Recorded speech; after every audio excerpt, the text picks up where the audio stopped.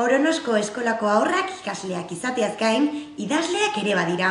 Eta behin baino gehiagotan erakutsi dute euren abilezia, liburu andana sortu dutelako. Marabara Maraberi da horren froga izaterako, Patxi Zubizarreta idazlearen laguntzarekin sortutako liburua.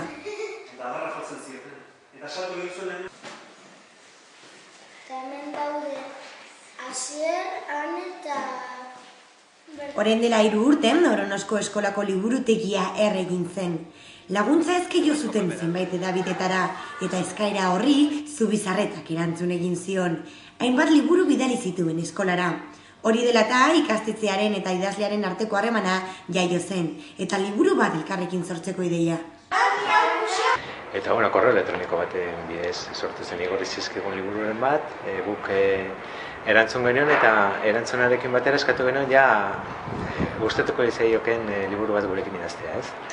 Eta hola hasi zen afera, eta poliki joan ginen garatzen. Uztartu nahi genuen ipuingintza eta arte hezkuntza, eta nomen modurik hoberena hori zen.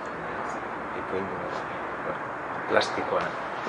Helburua gehienetan izaten da olentzeroendako paria egiteko liburu bat egitea, ez? Ekoiztea.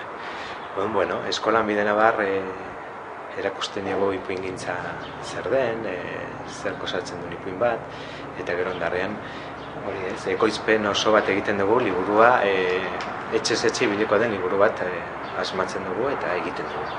Goiti-beiti, ez, prozesu guzia.